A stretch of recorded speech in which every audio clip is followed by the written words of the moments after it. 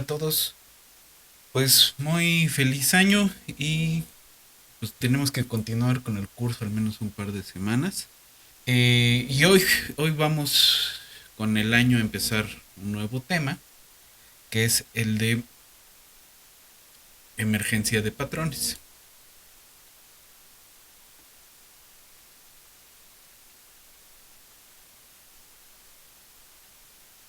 Emergencia de patrones, pues nos vamos a referir a un fenómeno concreto de una cosa un poquito más general, que es el qué está pasando con ciertos patrones que podemos ver macroscópicamente, pero que no tienen una explicación directamente relacionada con las propiedades individuales de las componentes de un sistema, ¿no? Eh, Nos referimos a patrones que no resultan de un comportamiento dirigido, pero tampoco eh, son aleatorios, ¿no? Ya hemos hablado un poco de esas cosas. En particular nos interesa la emergencia de patrones en cuanto a las formas de los seres vivos. Y en ese sentido vamos a estar hablando de morfogénesis. Eh, ¿Y a qué nos referimos con morfogénesis? Pues vamos a estar hablando un poco de cuál es el mecanismo que subyace entre que una eh, tenemos un embrión en la etapa esta de morulación, es decir, tenemos unas células que se mezclan y luego empiezan un proceso de mitosis y se separan y se separan y se separan y se separan, y de pronto tenemos bien diferenciadas células que forman parte de distintas partes del cuerpo, de distintos sistemas, de distintos tejidos. ¿Qué ocurre? ¿Qué ocurre para que se dé ese proceso de diferenciación celular? Entonces nos vamos a ir con algunas de las propuestas. Eh, Vamos a tener que hablar un poco de Turing. Eh, el Turing que pues ya muchos de ustedes han de conocer. Alan Turing pues tuvo muchas contribuciones a la ciencia moderna. Eh, de entrada todos conocerán sus contribuciones al cómputo, al menos de oídas. Eh, Hizo mucho trabajo en el descifrado de códigos, ¿no? De hecho, un montón de cosas que hoy se utilizan para cifrar números de cuenta y ese tipo de cosas, todos estos cifrados de estrechado de manos, ¿no? De dobles handshakes que se les llaman, pues se le deben a la investigación de Alan Turing. Y algo de lo que no se suele hablar mucho, pero que es una de las contribuciones importantes de Alan Turing, es justamente intentar explicar con algún mecanismo pues matemático eh, el proceso de morfogénesis, ¿no? Es decir, cómo surgen las formas visibles de los seres vivos. Vamos a visitar ese mecanismo que propuso Turing y lo vamos a visitar un poco siguiendo a otro de los precursores de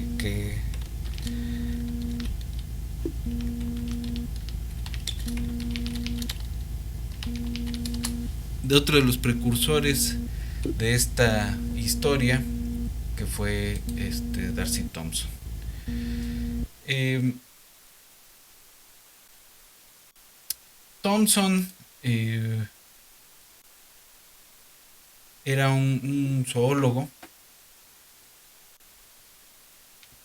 inglés eh, que se puso, tenía a su cargo una colección grande de bichos, ¿no? Y que además era un hombre bastante culto, este, y se puso a estudiar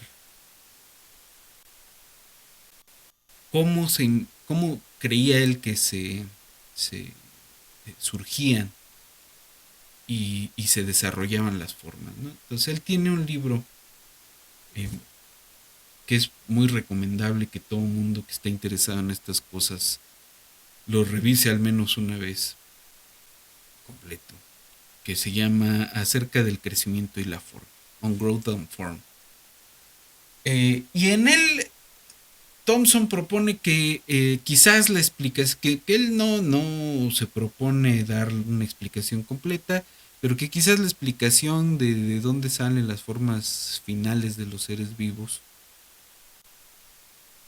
pues no deberían escapar de las leyes de la física, ¿no? Que con las leyes de la física debería bastar si encontramos el lugar adecuado donde aplicarlas, ¿no?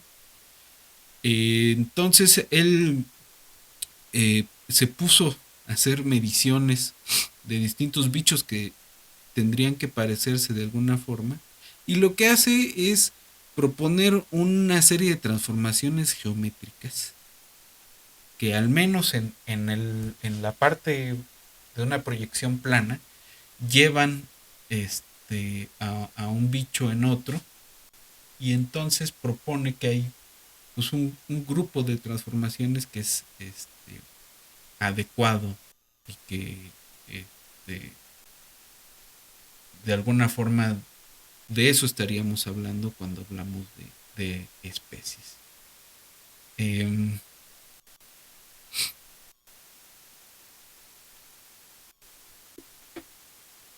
entonces, quiero mostrar un poco una de esas imágenes que se le deben a Thompson. Bueno, primero,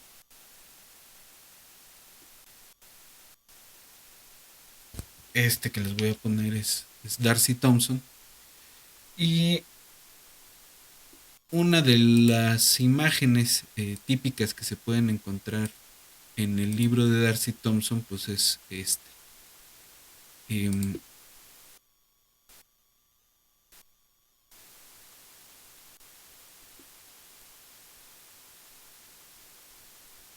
en este que les voy a mostrar, pues tenemos dos peces eh, que se transforman vía una transformación afín.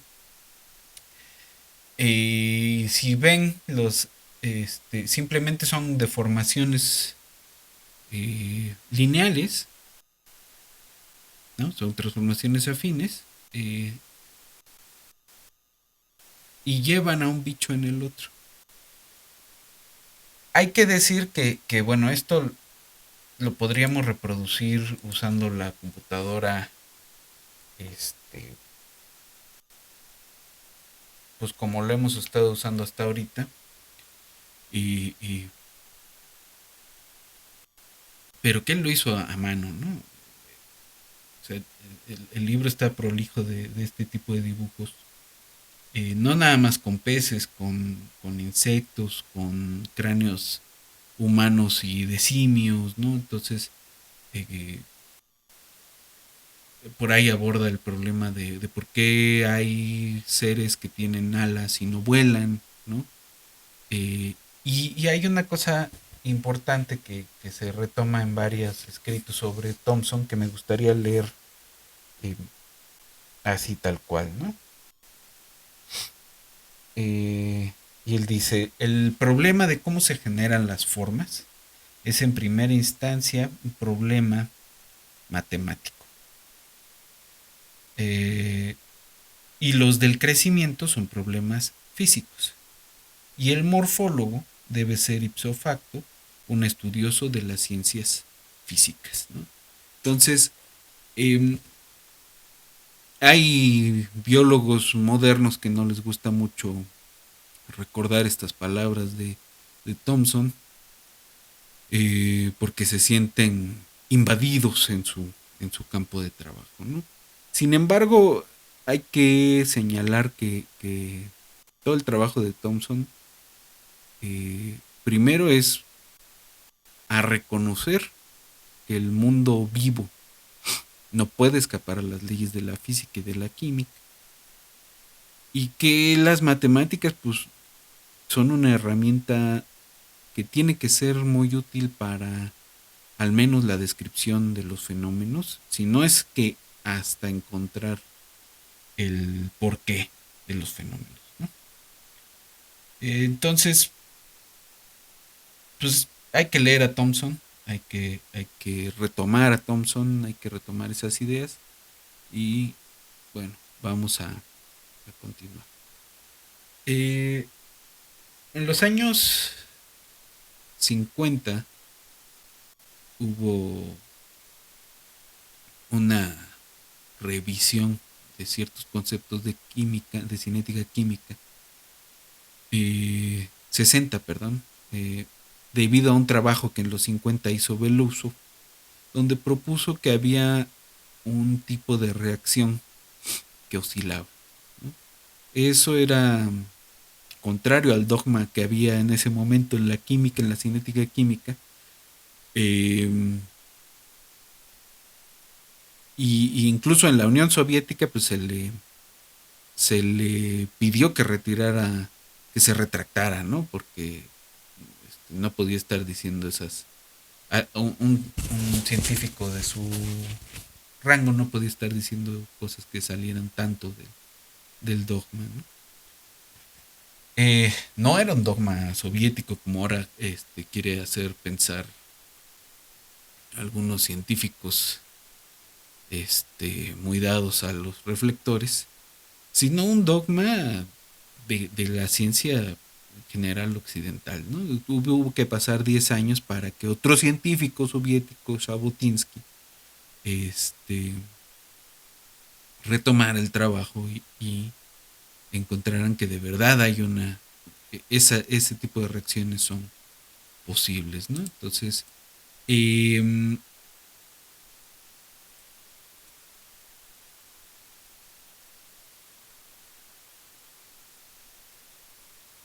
ambos, Belousov y Jabotinsky, eh, pues propusieron un mecanismo donde este, esa reacción pues exhibe lo que matemáticamente podemos pensar como ciclos líneas. Y no solo eso, bajo algunas perturbaciones, pues va a exhibir patrones emergentes. Eso combinado con el trabajo de 1952 de Turing, pues es un poco de lo que vamos a platicar el día de hoy. Vamos a ver un par de ejemplos también en la computadora. No sé si nos da tiempo de una vez hoy o en la clase del miércoles. Pero uno de los ejemplos es resolviendo numéricamente las ecuaciones y el otro es utilizando la herramienta computacional que hemos estado usando, ya sea en autómatas celulares o con alguna otra herramienta, ¿no? Va a ser con autómatas celulares. Entonces,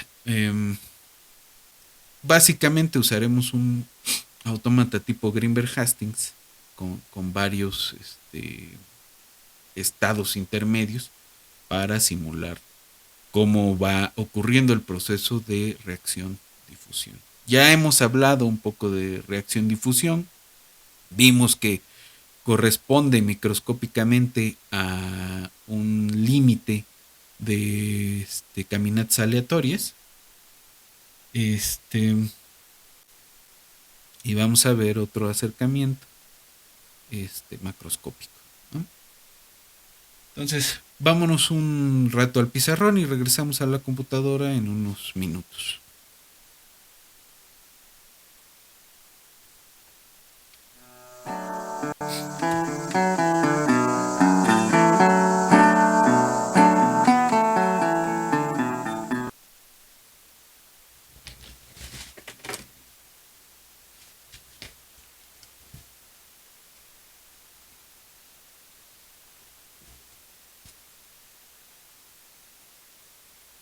Entonces,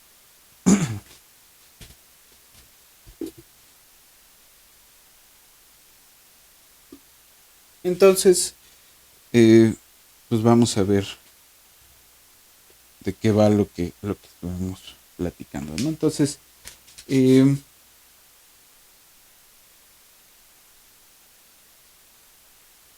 de lo que vamos a estar hablando es de morfogénesis y en particular de una propuesta a la que apostó Turing, que es la existencia de ciertas sustancias químicas llamadas morfógenos. Oh, y esos morfógenos pues son sustancias que se difunden, o sea, el aporte de Turing a esta idea de los morfógenos no es la existencia de los morfógenos en sí, sino el mecanismo por medio del cual esos morfógenos genera algunos patrones de las formas vivas. Eh, pues la idea que vamos a estar persiguiendo es que los patrones emergentes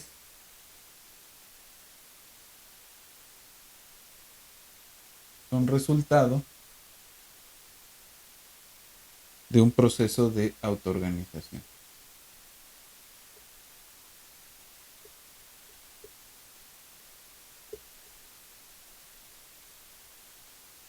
o de dinámicas autoorganizativas.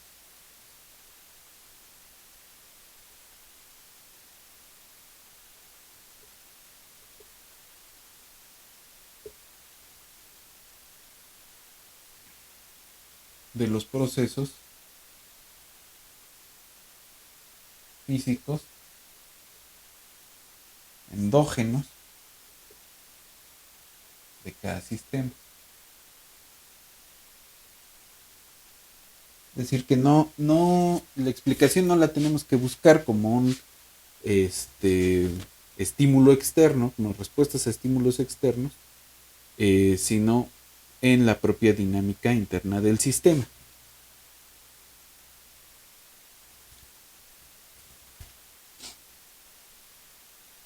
Ahora, eh, pues, ¿qué propone Turing? Este es un trabajo del 52 que se llama Las bases químicas de la morfogénesis.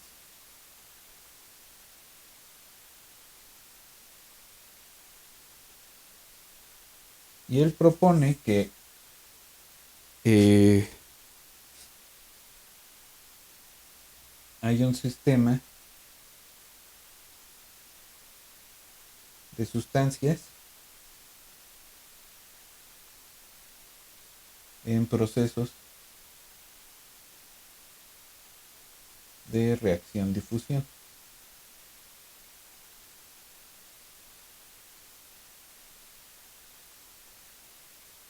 Y que lo que va a pasar es que hay un estado de ese sistema que tiende hacia la homogeneidad de la reacción química y lo que va a ocurrir es que ese estado homogéneo pierde estabilidad y eso es lo que va a estar generando cierto tipo de patrones. Una cosa parecida ocurre en el caso de Belousov-Zhabotinsky que vamos a ver en los ejemplos más adelante. Pues ya habíamos visto un poco de procesos de reacción-difusión, al menos de la parte difusiva, y habíamos escrito una ecuación de forma así, ¿no?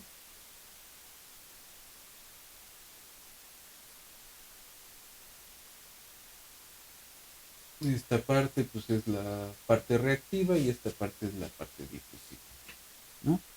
Eh,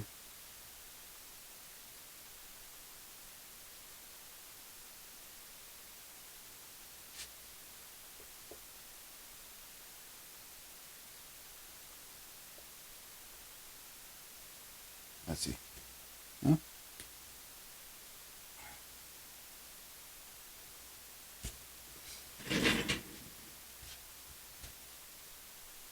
El, el mecanismo viene dado como eh, un- una reacción química, este, pues que tiene un mecanismo no lineal y un mecanismo difusivo que viene dado por esta parte de la ecuación.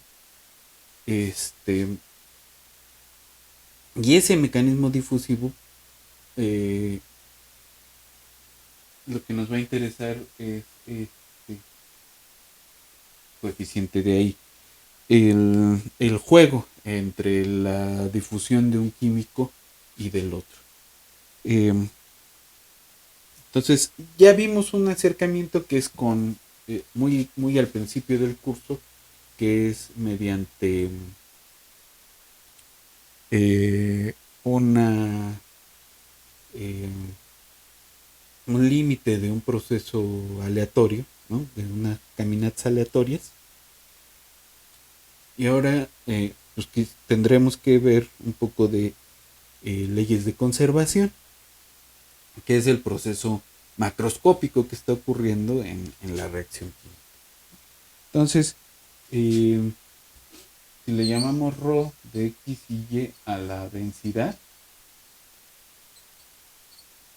de cierta sustancia que se está difundiendo en algún medio en el instante t, eh, ¿no? T, X, y supongamos que nada más nos interesa la densidad en un pedazo del plano, es decir, que va a hacer lo mismo o sea, si hacemos un corte nos da lo mismo preguntarnos qué pasa en el resto del espacio, ¿no?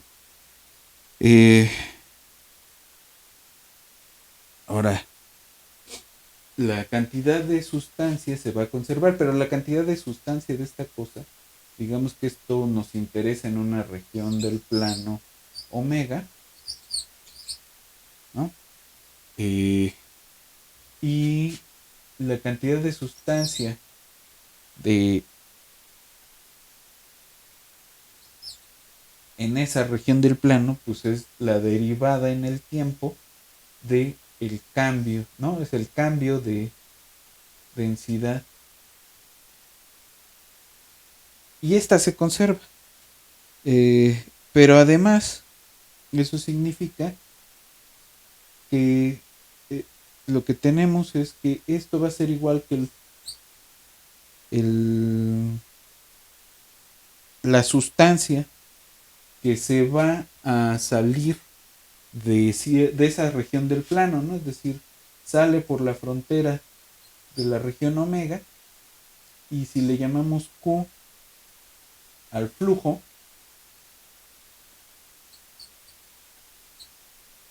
por la frontera de omega, eh, si nos tomamos el producto punto de Q con el vector normal a la frontera de omega, entonces esta expresión se vale, ¿no? Ahora, si aplicamos el teorema de la divergencia, lo que vamos a tener a esa expresión última de ahí abajo,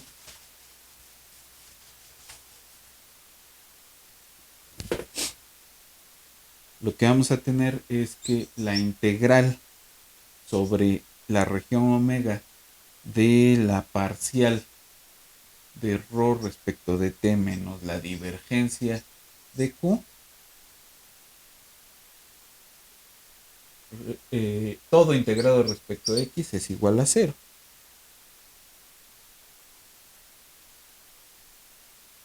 Ahora, si q tiene dos componentes y seguimos hablando de cosas planas, entonces la divergencia de q pues se ve como q1 derivada parcial respecto de x y q2 derivada parcial respecto de y.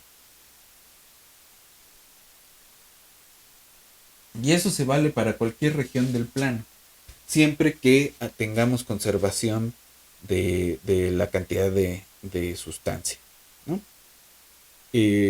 Ahora,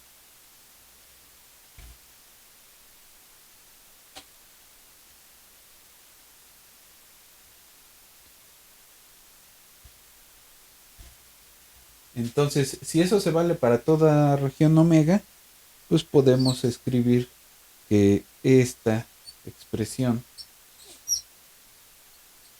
es idénticamente cero, ¿no?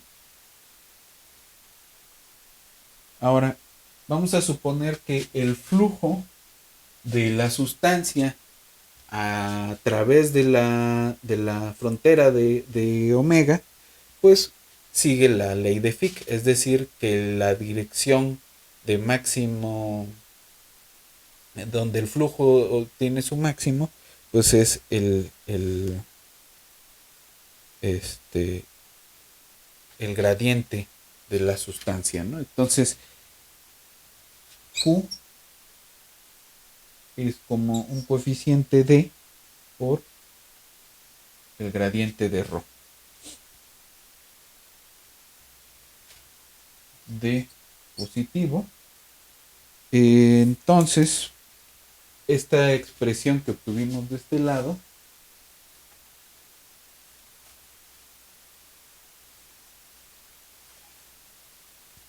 lo que nos dice es que la parcial de ρ respecto de t pues es igual a d por la divergencia de d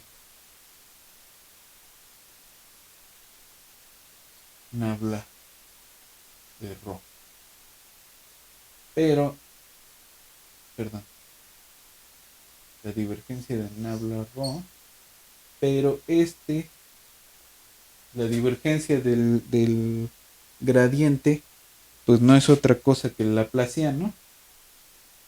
Y tenemos esta expresión de aquí, que al menos en el plano va a corresponder con una ecuación de difusión. Y eso lo podemos hacer para otras dimensiones, ¿no? Ahora, la parte reactiva, pues lo que estamos pensando es que pues tenemos un par de ecuaciones no lineales representadas por las funciones f y g, ¿no? Ahora, aquí, al menos para lo que nos interesa, que es tratar de llegar a explicar el mecanismo de Turing,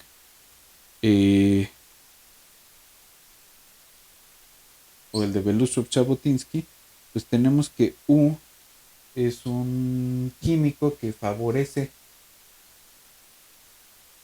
la reacción y B inhibe, ¿no? Entonces tenemos una dinámica de activador inhibidor, ¿no? Hay un químico que es el que de alguna forma prende la reacción y otro químico que es el que la apaga de alguna forma, ¿no? Finalmente vamos a tener el, el, el proceso eh, en su forma general de esta manera. Tenemos U de t es d1 por el laplaciano de U más una f que depende de U y b t es d2 por el laplaciano de b más g de U y b. Y la idea que va a haber detrás de lo que estamos, de las dinámicas que estamos persiguiendo, es que estos sean de órdenes distintos. Que D2 sea más grande que D1. Pero que sea órdenes de magnitud más grande. Piensen en lo siguiente. Supongan que hay un incendio forestal, ¿no? Y en ese incendio hay un grupo de personas que están apagando el fuego, a, no sé, a cubetazos o con espumas o con lo que sea, ¿no? Eso no nos interesa demasiado. Eh, pero están corriendo a los puntos del bosque donde está el fuego y están apagándolo. Eh, entonces vamos a tener, si suponemos que el fuego se va a extender como una onda, ¿no? Este, pues vamos a tener regiones donde no se extiende, que es donde están llegando a tiempo este equipo de apagafuegos. Eh, y entonces vamos a tener regiones donde se extiende y regiones donde se va apagando, ¿no? Ellos son el inhibidor y el fuego es el activador.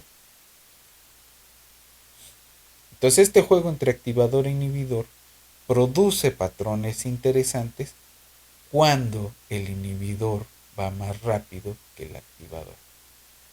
Eh, es decir, que la tasa del D2, la tasa de difusión D2 es órdenes de magnitud más grande, al menos un orden de magnitud más grande que D1. Entonces, quiero mostrarles ahora eh, cómo es la reacción de Belousov-Zhabotinsky y vamos a ver un par de implementaciones en la computadora. Y creo que por hoy lo dejaríamos nada más con esas dos cosas. Eh, y la siguiente vez veremos un poco el análisis del mecanismo de Turing. Vámonos a la computadora.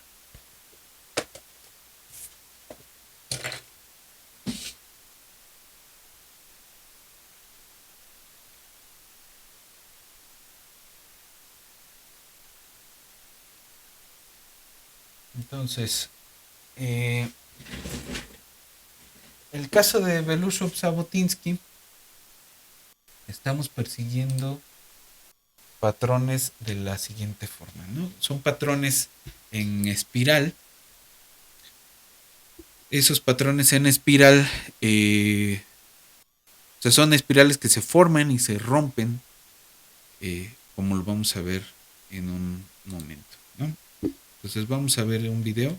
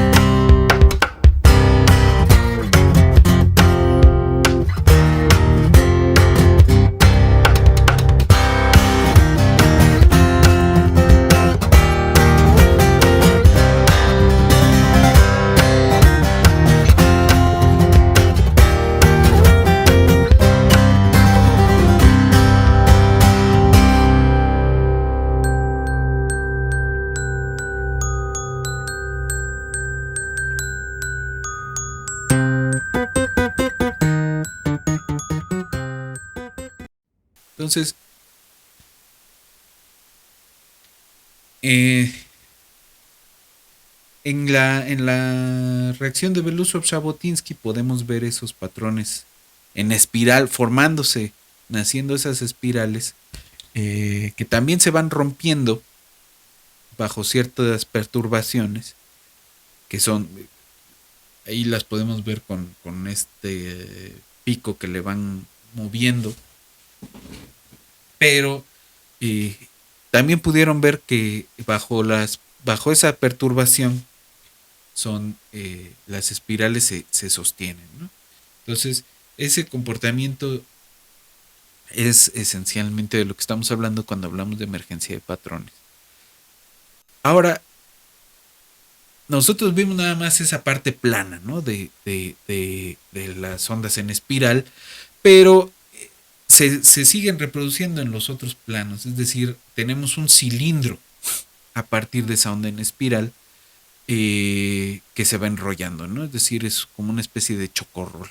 De hecho, Pedro Miramontes y Faustino Sánchez Garduño le llaman genéricamente ondas chocorrol, aunque este, cada uno le echa la culpa al otro de quién se inventó ese término, ¿no?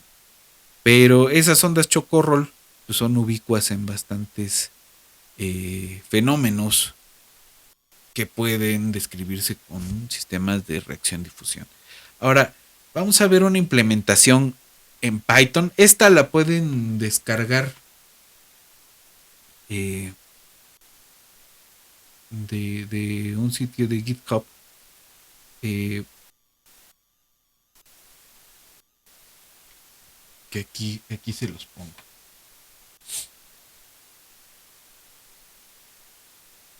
Estos Newman y Lucas hicieron un script para simular la reacción de Belousov-Zhabotinsky, eh, que aquí está básicamente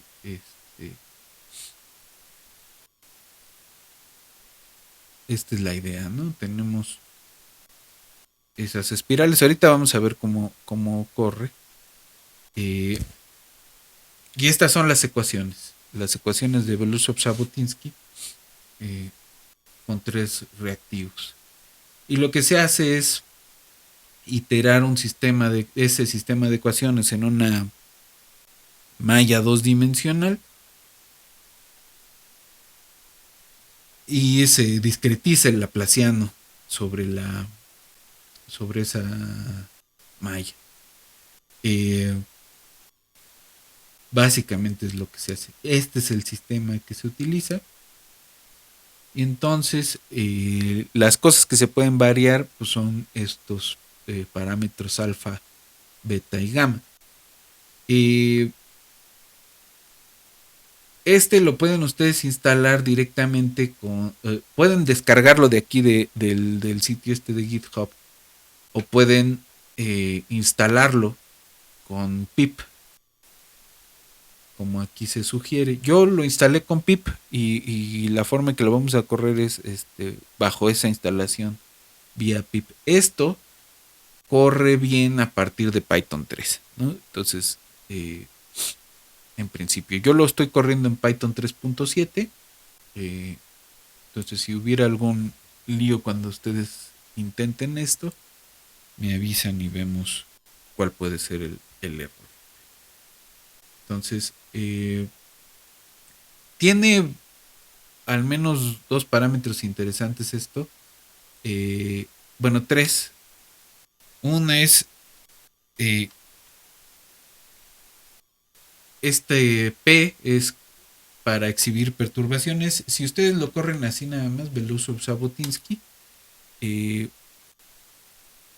pues en tonos azules, verdes, rosas, empieza a ser el juego de Belousov-Zhabotinsky.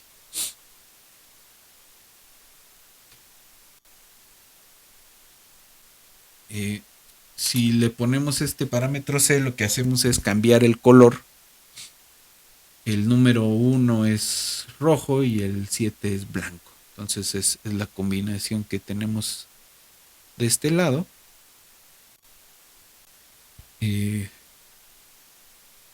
Y ahí podemos ver cómo se van formando las espirales. Ahora, ¿qué pasó con esos parámetros alfa, beta, gamma? El default de este simulador es que esos tres parámetros sean uno todos, ¿no? Entonces, cuando alfa, beta y gamma son uno, podemos ver estos patrones. Si cambiamos esos parámetros,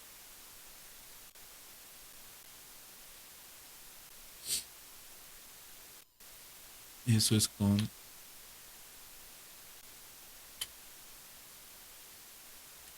esta orden coef, eh, digamos, uno lo ponemos grande y los otros dos que se queden en... Y se forman estos círculos grandes y esas ondas y se va al estado homogéneo. Es decir, si uno se pasa, pueden ocurrir esas cosas. Si uno de los parámetros es muy pequeño, tenemos otra vez esas ondas radiales y queda otra vez homogeneizado. Si todos los parámetros son pequeños, si tomamos dos parámetros pequeños y uno grande,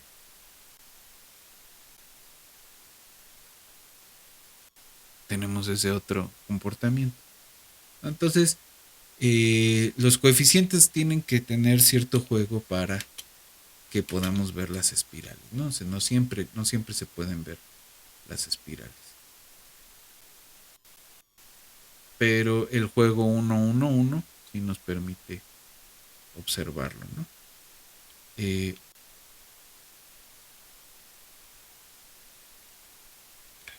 Y podemos incluir una perturbación con este parámetro menos p. Y ahí está. Se acabó perturbando demasiado.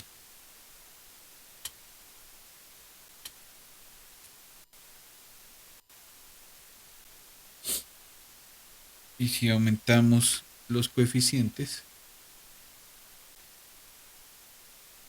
todos los coeficientes, ahí está. La perturbación es demasiado grande.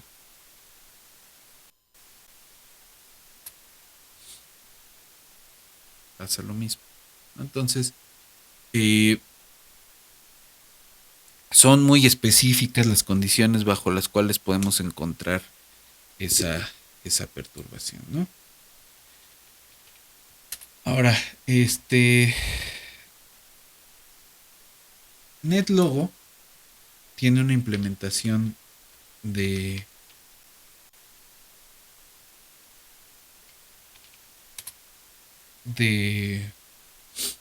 la reacción de Belousov-Zhabotinsky.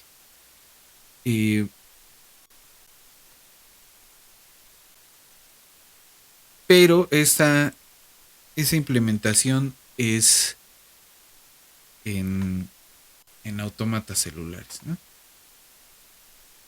Es decir, no está implementando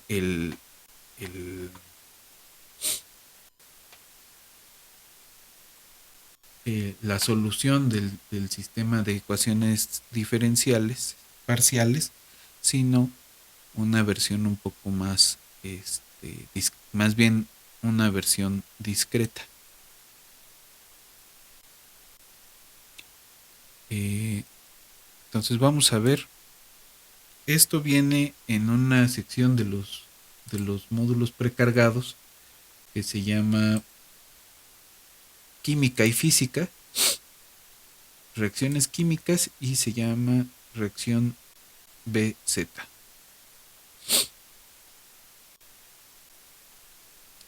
Básicamente es un autómata de Greenberg-Hastings con hasta 200 estados.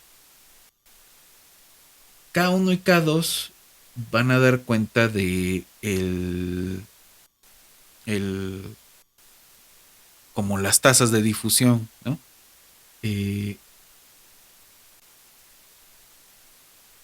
Entonces, no son exactamente las tasas de difusión, pero esos dos parámetros son los que van a medir de alguna forma cuándo se van formando los y qué tipo de patrón se va formando, ¿no? Entonces ahí tenemos esos patrones radiales. Apenas se van formando las espirales por acá. Ahí está, ¿no? Es la reacción de Belousov-Zhabotinsky. Si los dos estuvieran en 3, se van a ir formando ahí. Ahí están ya las espirales.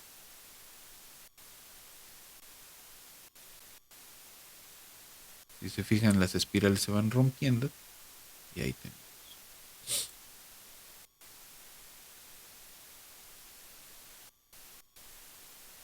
Entonces este juego de parámetros es que puede generar reacciones.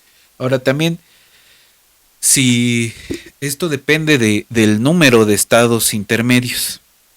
Si en este autómata tipo Greenberg Hastings usamos menos estados intermedios, lo que ocurre es que se homogeneiza.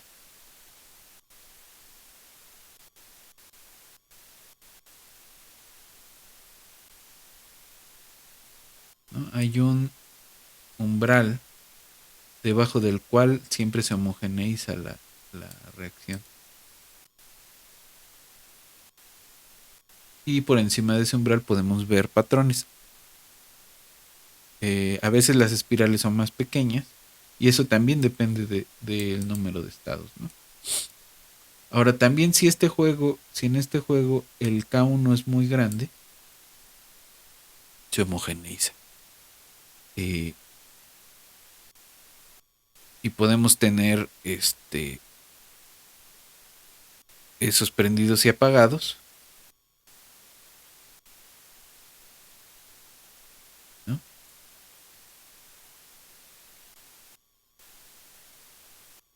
Hasta que se homogeneiza, ¿no?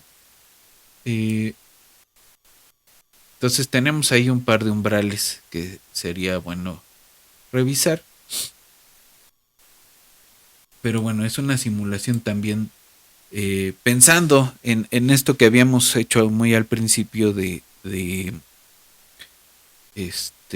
hacer la difusión discreta, no pensando en procesos aleatorios, sino en estos cambios tipo Greenberg Hastings, ¿no? Ok. Entonces ahí está el oscilador de Belousov-Zhabotinsky.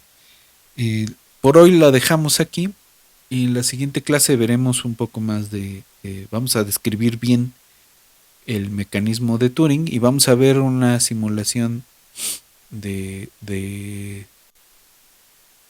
ese mecanismo, dos simulaciones que vienen en los archivos de Sayama. Uno directamente haciendo la simulación numérica de la solución de las ecuaciones diferenciales, y el otro pues es un sistema tipo Greenberg Hastings, que se lo vamos a ver con un poco más de cuidado. Entonces la dejamos por aquí con el Belousov-Zhabotinsky y nos vemos en la siguiente sesión. My mama was a tailor. She sewed my new blue jeans. My father was a gambling man down in New Orleans.